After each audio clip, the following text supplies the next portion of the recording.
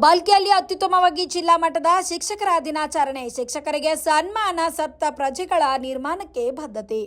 ರಾಷ್ಟ್ರ ಹಾಗೂ ನಾಡಿನ ಭವಿಷ್ಯ ರೂಪಿಸುವಲ್ಲಿ ಶಿಕ್ಷಕರ ಪಾತ್ರ ಬಹುಮುಖ್ಯವಾದದ್ದು. ವಿದ್ಯಾರ್ಥಿಗಳನ್ನು ಸಮಾಜದ ಅಭಿವೃದ್ಧಿಗೆ ಅಣಿಗೊಳಿಸುವ ಜವಾಬ್ದಾರಿ ಅವರ ಮೇಲಿದೆ.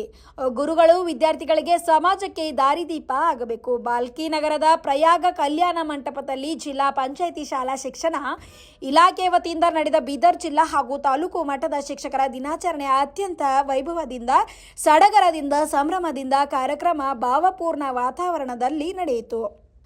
ಬೀದರ್ ಜಿಲ್ಲಾ ಉಸ್ತುವಾರಿ ಮಂತ್ರಿ ಮಾನ್ಯ ಈಶ್ವರ್ ಬಿ ಖಂಡ್ರೆ ಅವರು ಅಧ್ಯಕ್ಷತೆ ವಹಿಸಿ ಕಾರ್ಯಕ್ರಮವನ್ನು ಉದ್ಘಾಟಿಸಿದರು. ಇಂದು ಸಮಾಜದಲ್ಲಿ ಮೌಲ್ಯಗಳು ಕ್ಷೀಣಿಸುತ್ತದೆ. ಈ ಸಂದರ್ಭದಲ್ಲಿ ಶಿಕ್ಷಕರು ಶುದ್ಧ ಮನಸ್ಸಿನಿಂದ, ನಿಷ್ಕಲ್ಮಶ ಹೃದಯದಿಂದ ಮಕ್ಕಳಿಗೆ ದಾರಿ ತೋರಿಸಬೇಕು. ಯುವ ಶಕ್ತಿಯನ್ನು ಜಾಗೃತ ಶಕ್ತಿಯನ್ನಾಗಿ ರೂಪಿಸುವ ಜವಾಬ್ದಾರಿ ಶಿಕ್ಷಕರ ಮೇಲಿದೆ. ಮಕ್ಕಳು ಗುರು ಮತ್ತು ತಂದೆ ತಾಯಿನ ಅನುಕರಣೆ ಮಾಡುತ್ತಾರೆ.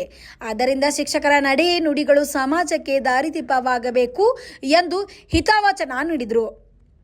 ಡಾಕ್ಟರ್ ರಾಧಾಕೃಷ್ಣ ಅವರ ಜೀವನವೇ ನಮಗೆ ಆದರ್ಶ. ಅವರು ತತ್ವಜ್ಞಾನ, ಶಿಕ್ಷಣ ತಜ್ಞ, ದಾರ್ಶನಿಕರಾಗಿ, ರಾಷ್ಟ್ರಪತಿಯರಾಗಿ, ದೇಶದ ಉಪರಾಷ್ಟ್ರಪತಿ, ರಾಷ್ಟ್ರಪತಿಯಾಗಿ, ವಿವಿಧ ವಿಶ್ವವಿದ್ಯಾಲಯಗಳ ಕುಲಪತಿಯಾಗಿ ಸೇವೆ ಸಲ್ಲಿದ ಡಾಕ್ಟರ್ ಎಸ್ ರಾಧಾಕೃಷ್ಣನ್ ಅವರ ಜೀವನವೇ ಶಿಕ್ಷಕರಿಗೆ ಶಾಶ್ವತ ಆದರ್ಶವಾಗಿದೆ ಎಂದು ಸಚಿವರು ಹೇಳಿದರು.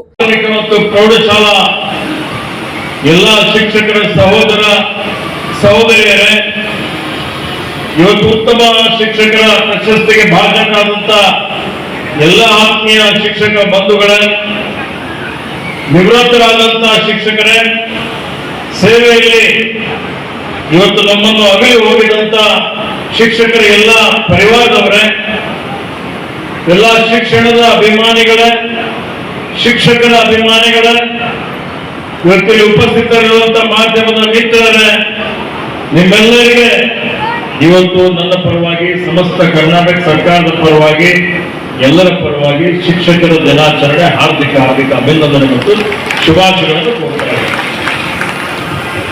ಉದ್ಘಾಟನೆ ಮಾಡಿದ್ದೇವೆ. 100 ಜನ ಶಿಕ್ಷಕರಿಗೆ ಆಸನದ ವ್ಯವಸ್ಥೆ ಅಂದ್ರೆ ಇನ್ನು ಹೆಚ್ಚಿನ ಆಸನ ಹಾಕಬೇಕಾಗಿತ್ತು ಅನ್ಸುತ್ತೆ. ಆದ್ರೆ ತತ್ಕ್ಷಣ ಹಾಕಲಿಕ್ಕೆ ಆಗುದಿಲ್ಲ. ಊಹೆ ಮಾಡಿದ್ದಕ್ಕಿಂತ ಹೆಚ್ಚಿನ ಶಿಕ್ಷಕರು ಈ ಕಾರ್ಯಕ್ರಮದಲ್ಲಿ ಭಾಗವಹಿಸಿದ್ದಾರೆ.